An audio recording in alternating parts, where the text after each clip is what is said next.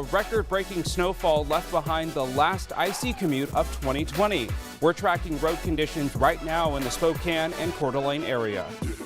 Still coming down this morning after nearly 8 inches of snow falling yesterday. More snow and some rain is being tracked through the morning hours. Extended again. Restrictions scheduled to end on Monday have been extended another week by Governor Inslee. This morning, a local leader with the Spokane Hospitality Coalition responds live on Up with KREM.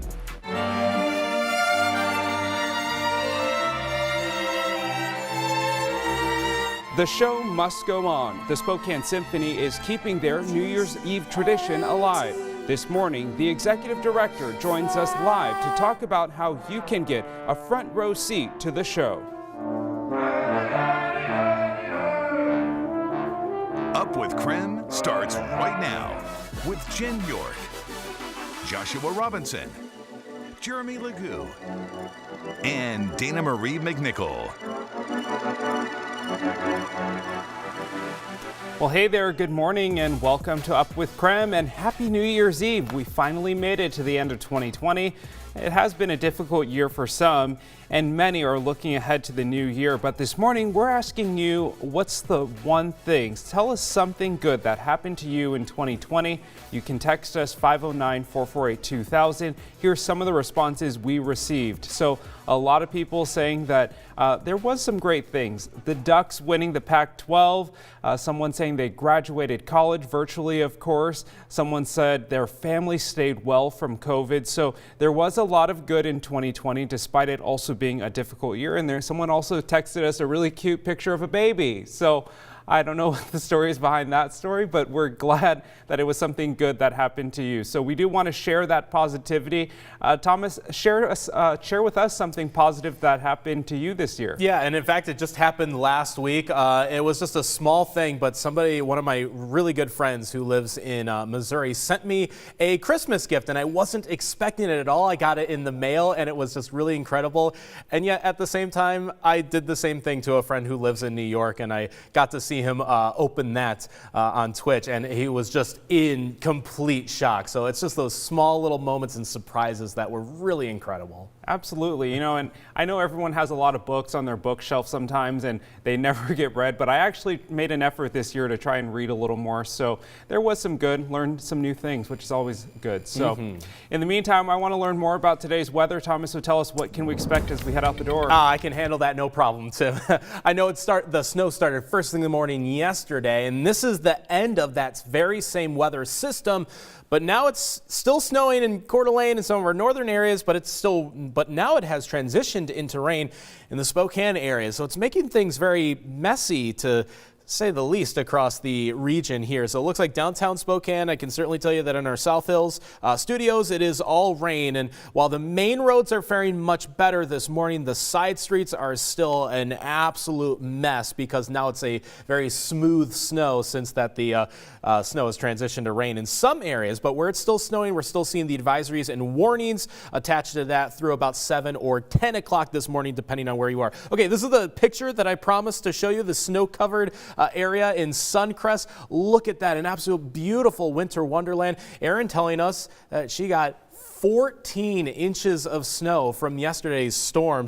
And it honestly looks like it because there is more than enough snow to go around in that picture. It's 35 and raining right now. You can see that the streets in downtown Spokane are very slushy as of this moment, but thankfully not as icy. But we'll be tracking that throughout the morning. But by the noon hour, it should be exiting the region, and we should be set for at least a couple hours of dry weather to ring in the new year and for all the fireworks displays later tonight. All right, Thomas, thanks so much. Well, this morning, the roads are icy and slushy from a night of rainfall, and more snow is expected this morning. So Nicole Hernandez is tracking road conditions this morning so you know what to expect. Nicole, what's it like from your view right now? Yeah, Tim, so right now we are on 11th Avenue to South Hill, and you can see we've got a lot of slush and snow to the ground right now, and it's really causing some slippery ground. We've been slipping and sliding on most of these side roads all morning now. Like Thomas was saying, though, some of your main roads are going to be better off when we're closer to that downtown Spokane core.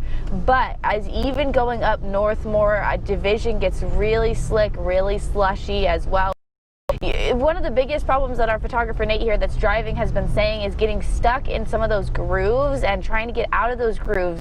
You know, making those turns, and when you're in the grooves and you're kind of going, it can be fine, but then if you're not, then it can cause some issues. And we've been slipping all morning, so just make sure you're giving yourself that time still, even though you're not waking up to more snowfall most likely. I mean, it just rained this morning. It is still causing issues. It's causing that slush on any roads that still had any snow on them from yesterday's storm. So just be careful, give yourself that time, make sure you're still going slow, and make sure you're just careful. You know, even if one road is looking good and you can drive pretty much like normal, most of them are switching up and are gonna get slippery at some point during your commute. So just be careful and give yourself that time this morning. In Spokane, I'm Nicole Hernandez.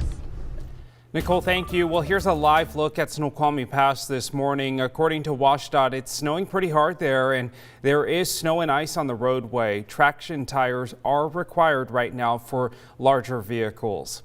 And if you're wondering when plows are coming to your area, you can track its progress live. So take a look at your screen here. Here's a map of the snow removal progress in Spokane early this morning. The green, if there is any green there, it means it's what's complete. Purple means what's being worked on or what's being monitored, and red means what's coming up next. The city did say that hills and bridges are a priority. You can check how plows are doing right now by going to myspokanecity.org. Scroll down, then click on snow info. Then you can even view an entire neighborhood. The map is only activated during full city plows like we're in today. You can also go to cdaid.org/snow for a similar map of Coeur d'Alene's plow schedule. Well, if you're unable to shovel your own snow or need some help, here's a list of snow removal hotlines you can call. For Spokane, you can call 311. Spokane County residents should use 509-477-2666. If you need snow removal outside of city limits, call 509-755-CITY. In Coeur d'Alene, call 208-769-2233. Representatives are available from 7 in the morning until 6 in the afternoon, Monday through Friday. There are some weekend hours during full city plow events. There are some rules, though, when it comes to street parking during the snow season. If you live in Spokane, you are asked to park on the odd side of the street in residential areas. The odd side of the street includes odd-numbered addresses. On street parking, it'll be prohibited between midnight and 6 a.m. downtown. Cars could be towed if they're not moved. Snow season ends on March 15th. And like Thomas Patrick told us, the snow isn't done yet. Road conditions could get hazardous once again, so take it easy and go slow and continue to watch for plows. We'll continue tracking updates so you don't miss anything. In the meantime, you can head to KREM.com or download the KREM 2 app. You can also text the word snow to 509-448-2000 to have updates sent directly to your phone. Well, wire transfers for the $600 stimulus checks began on Tuesday, and paper checks started getting mailed out on Wednesday. So here's a reminder for who qualifies. If your 2019 reported income was $75,000 or less, or a married couple making $150,000 or less combined, you are eligible for the one-time payment. That amount drops by $5,000 as your income goes up by $100. If you have a dependent who is under the age of 17, you will get an additional $600 per child. If the dependent is older than 17, like a college student, you won't. And if you do not have a valid Social Security number, you are not eligible to get a payment. Here's a live look at Capitol Hill this morning. For the second day in a row, Senate Republicans blocked efforts to boost the stimulus payments from $600 to $2,000. But it's been President Trump leading the demand. He tweeted out that $2,000 ASAP. The Senate's not going to be bullied into rushing out more borrowed money into the hands of Democrat rich friends who don't need the help. For once, Democrats agree with something on President Trump's Twitter feed.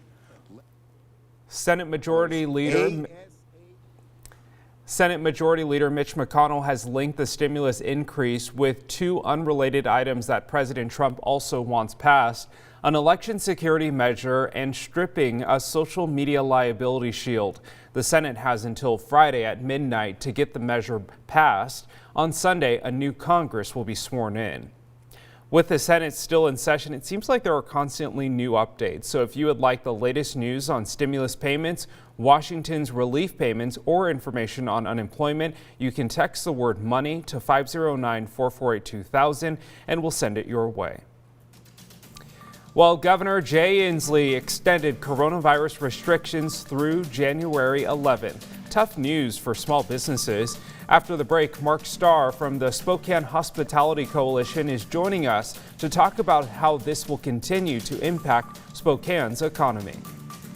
And it's raining across Spokane as of this morning, a big change from 24 hours ago, but that rain on top of the snow is making for an extremely slushy and messy end to 2020.